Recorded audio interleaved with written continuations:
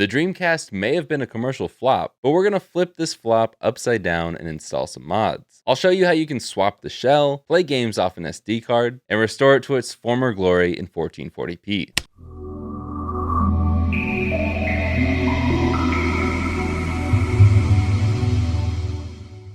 Retro is cool, I agree. Today we're gonna fully disassemble this Dreamcast. We're gonna swap the shell and even put a new CD drive in it. It's not a CD drive, it's an SD card reader. We're gonna go pretty heavy on the tutorial mode today because there really isn't too much to do for the ultimate Dreamcast, at least without doing the HDMI mod. Even then, there's really not that much. There's stuff out there, but you know, it's the Dreamcast. So I'm gonna show you how to take this apart, swap the shell, and install the GDEMU. There's a screw right here. I'm gonna guess there's gonna be one in all four corners. This screwdriver is like barely long enough. I'm gonna assume there's gonna be some screws in here, right? There's one right there. There's two right there. And we'll take that apart later. But there are one more screw over here. Maybe there's a hidden screw somewhere. Nope, that is it. Okay, 4 screws.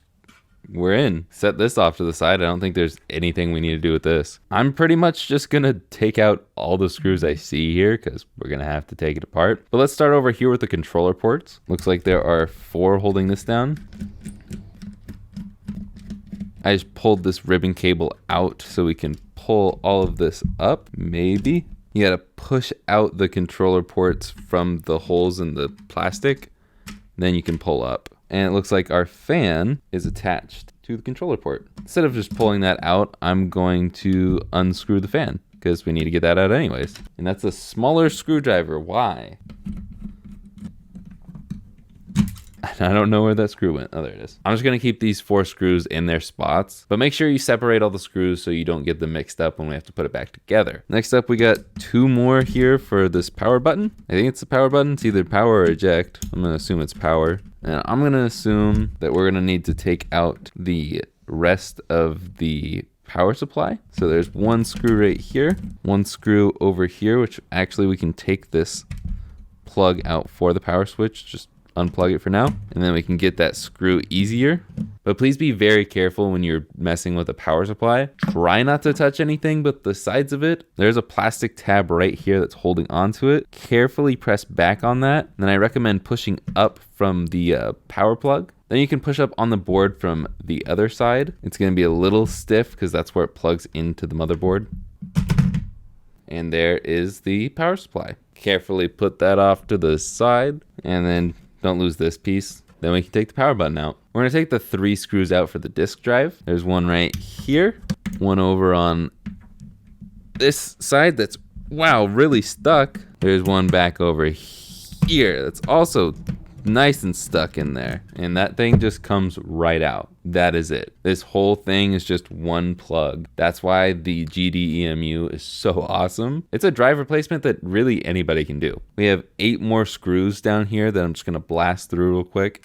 And I just lifted the holes for the controller ports up. I was gonna try and take the whole thing out at once, but I was struggling to do that. I just lifted the top metal shielding out with all of the screws in their places so I don't lose them. Since there are different colors of screws, I'm assuming they're slightly different in some way. Then, oh yeah, so much easier to pull the rest of this board out. This is the Dreamcast. If you've never seen the inside of one, that's what it looks like. And then the last piece of metal shielding. Now we can get out the new shell. And it comes all together. Comes with 2 long screws. There are no instructions with this, so I don't know what those are for. I really, really appreciate that the disk drive is already fully put together. Grab that metal shielding again and set her down. Grab that motherboard, slide that into position.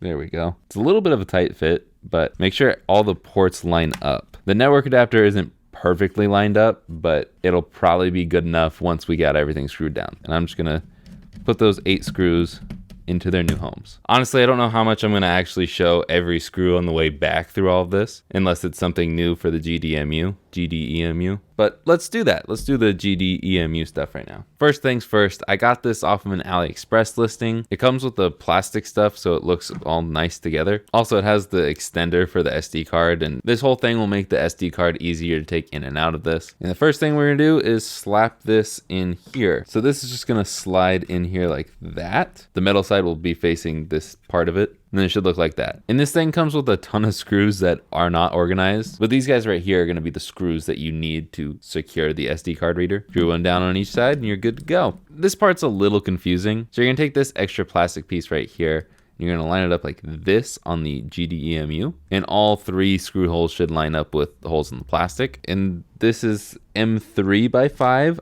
This is not the easiest to screw in. Once you get those screws in, you're gonna wanna take your Dreamcast looking button, put it in there. And before you put these 2 halves together, like I just did, you're gonna wanna put the SD card reader in there. Then you're gonna wanna line this up like so, and get those other 4 screws like the 2 we just used into these screw holes on the side. And I'm just gonna tuck this over here. But I think that's it. They just gave a lot of extra screws. Since this is a raised edge, yeah, you're gonna wanna use the long screw over here. Now I'm just using the other screw from before that went in that spot. And those are the only 2 screws we need to secure that down. I think now we should move on to the power supply again. And like I said before, try not to touch anything on the power supply. If there's any electricity still flowing through this thing, it can hurt you. And don't forget to put this plastic piece back down. This is to protect your power supply from shorting on the metal that it rests on. But before you stick it down fully like I just did, get that power switch line up. And actually I'll screw those down real quick.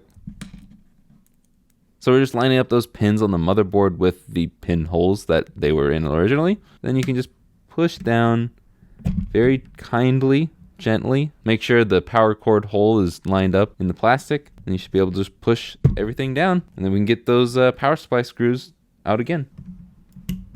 Now we can go over here and put our controller ports back in, coming at it from an angle, just kind of fit into place there. Then we can screw it back down. Then we can plug that ribbon cable back in. It's kind of hard for me to show off and do it at the same time. Then we can push our little dusty fan back in there. But remember, these are the smaller screws, so be careful with these ones. Then we can take this apart finally, because we didn't do that earlier. So just pull it out from the side, and it should kind of pop out like that. Then you should be able to just pull it out of the, I guess it's an Ethernet line or a telephone line, because it looks more like a dial-up connection. Grab our new piece. This one seems a little bit trickier. I really don't know what I did. I did the whole separation thing and I just kind of fidgeted until it went in. I'll link the shell swap video that I just watched to try and figure it out. But he said to just separate the layers, put the bottom metal shielding in first, then line up the Ethernet, and then it should all go in together. I don't know, but we're here. Let's finish this thing up.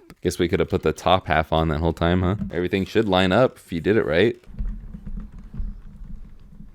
But we can slap this in here, and it didn't come with a sticker. Guess I'm supposed to reuse mine. I just gave it a big old gash there. That's not fun.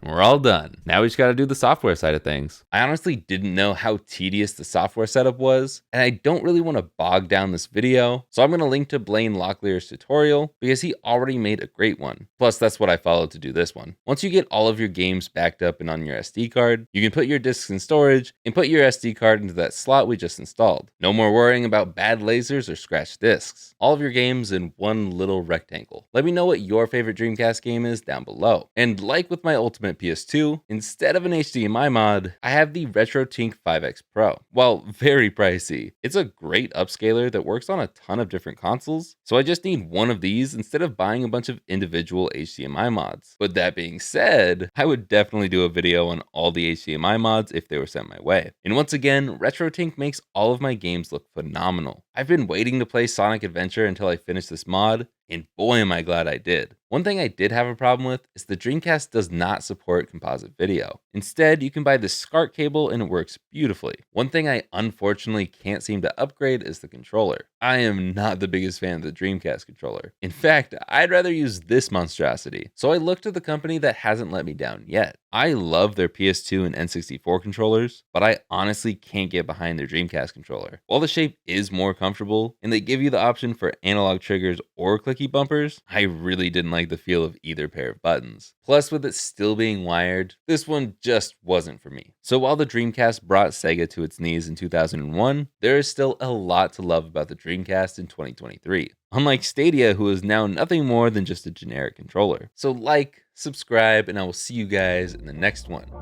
Later, guys.